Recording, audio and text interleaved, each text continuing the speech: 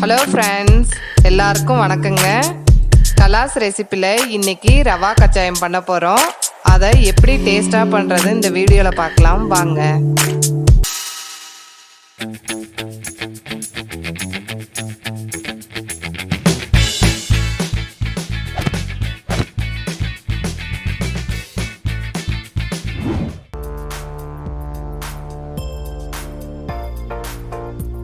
Mixie ஜாரில் 2 teaspoon சர்க்கரை, 2 ஏலக்காய் தோல் எடுத்துட்டு இதில் சேர்த்து நல்லா நைஸாக பவுடர் பண்ணிக்கோங்க. இது இருக்கட்டும். ஒரு பவுலில் 1 கிளாஸ் மைதா எடுத்துக்கோங்க. அதே கிளாஸில் 1/2 கிளாஸ்க்கு கொஞ்சம் கம்மியாக ரவை எடுத்துக்கோங்க. இது அதிகமாக போட்டால் நல்லா இருக்காது. இது கூட ஏலக்காய் பவுடரும் சேர்த்துக்கலாம். சின்ன சின்னதாக கட் பண்ணி வச்சுருக்க 1/2 பவுல் தேங்காய். உங்களுக்கு எந்த அளவுக்கு இனிப்பு தேவையோ அந்த அளவுக்கு வெல்லம் சேர்த்துக்கோங்க. நான் அப்ராக்சிமேட்டாக மைதா எடுத்த கிளாஸில் 1/2 எடுத்துருக்கேங்க. இது எல்லாத்தையும் நல்லா கலந்து விட்டுக்கோங்க. வெல்லம் முடிஞ்ச அளவுக்கு நைஸாக இருக்கணும். இது கெட்டியாக இருக்கிற மாதிரி கொஞ்சம் கொஞ்சமாக தண்ணி சேர்த்து இது கலந்து விட்டுக்கலாம். வெல்லமும் தண்ணி விடுங்க. பாருங்க, கலந்துட்டோம். இது அப்படியே 1/2 மணி நேரத்துக்கு மூடி வச்சிருங்க, ஊறட்டும். 1/2 மணி நேரம் ஆயிடுச்சு.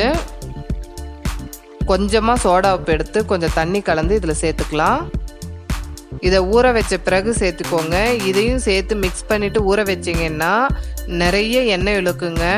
அதனால் ஃப்ரை பண்ணுறதுக்கு கொஞ்ச நேரம் முன்னாடி தாங்க இது சேர்க்கணும். இந்த பதத்தில் இருக்கணும். வாங்க ஃப்ரை பண்ணலாம்.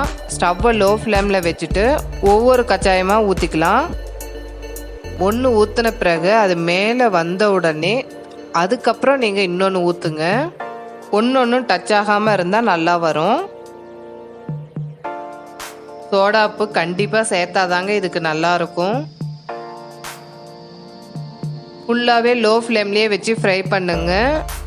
நம்ம வெல்லம் சேர்த்துருக்கனால சீக்கிரமாக மேலே கருகிடும். அதனால் லோ ஃப்ளேம்லேயே வச்சிங்கன்னா உள்ளாரையும் வேகும், மேலேயும் கருகாதுங்க.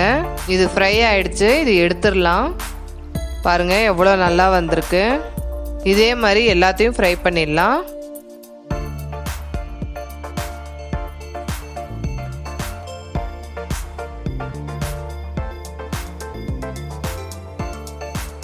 இது சீக்கிரமாக செஞ்சிடலாங்க.